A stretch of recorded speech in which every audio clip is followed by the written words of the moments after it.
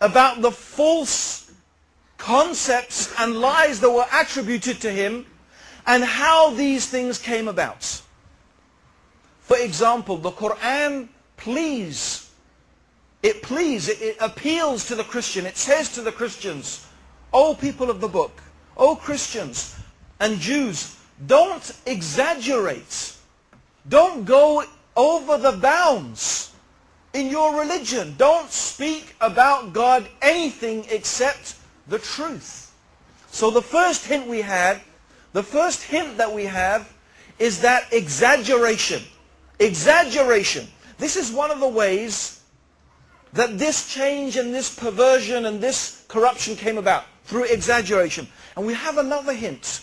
When the Prophet Muhammad sallallahu alaihi wasallam, he said to the Muslims, do not exaggerate in praising me as the Christians exaggerated in praising Jesus. I am Abdullah and I am Rasulullah. I am the worshipper of God and I am the messenger of God. So this is another clue. Don't exaggerate in praising me. So this is another clue that one of the ways this happens is an exaggeration in praising. Another thing that the Quran talks about is that in calling someone a son of God, the Quran tells us that they imitate the saying of the pagans of old. In other words, calling someone a son of God is an imitation of the language and the usage and the concepts of paganism. And so this is another thing that took place. Imitating paganism.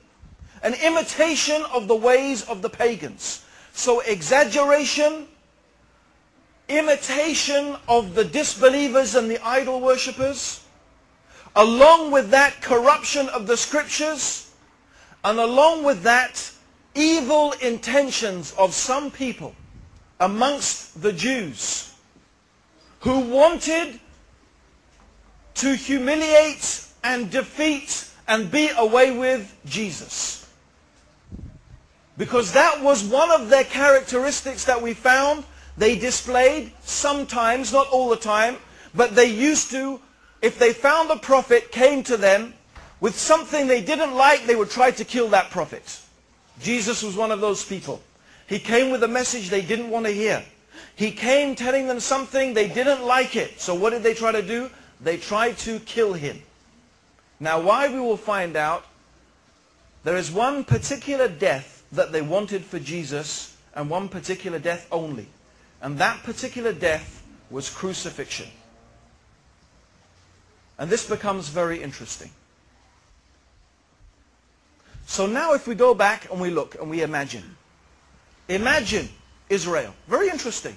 In fact, brothers and sisters, if you get into studying this very deeply, you will be absolutely amazed at the similarities between the condition of the Muslims today and the condition of the Muslims then.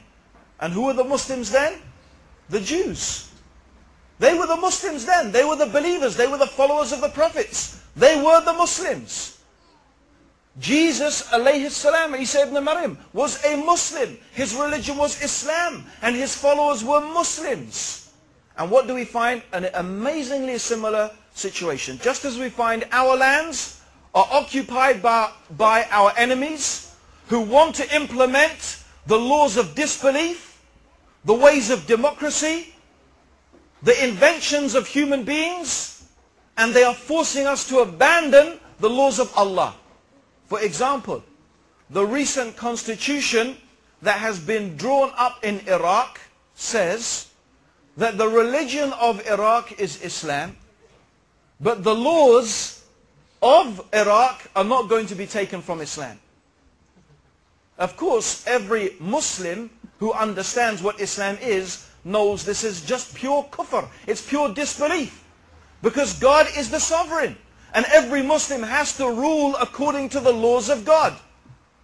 And in fact, every Jew believes that too. That they should implement, in that time they knew that they should implement the laws of God. And that is what they meant by the kingdom of God. For them, the kingdom of God meant that the nation is ruled according to God's law, in its spirit and in its letter. Now, there were some people who followed the letter but ignored the spirit, and some people who were more with the spirit of the law, but they did not follow the letter. But no, in fact, the correct thing is to follow the spirit of the law and the letter of the law. And it's very interesting that, again, what Jesus says, as opposed to what Paul teaches, a completely different doctrine. The words of Jesus in the gospel are telling us that I have not come to change the law, but I've come to fulfill it. And whoever changes or leaves one dot, or one iota of the law will be considered least in the kingdom of heaven. Yet Paul teaches that the law is cursed, that the law is finished. You don't need the law. You don't need to get circumcised. Be circumcised in your heart. You know, some of us, we've heard that before, right? Yes, I don't wear hijab. I wear it in my heart. I don't grow my beard. It's in my heart. And my heart's got a beard, okay? The sunnah's in my... No, seriously. You've heard you must have heard people say, oh, Islam is in my heart. You've heard that before, okay? We don't need to follow the law in letter. We just need the spirit. Well, it's the same problem Jesus was facing. The same thing. There were some people who were all about following the spirit, as they called it, which actually was just an excuse to follow Greek Roman culture, to imitate the kuffar. The same problem we have, brothers and sisters. Exactly the same problem we have today. Gucci, Armani, and Christian Dior, right? Same problem.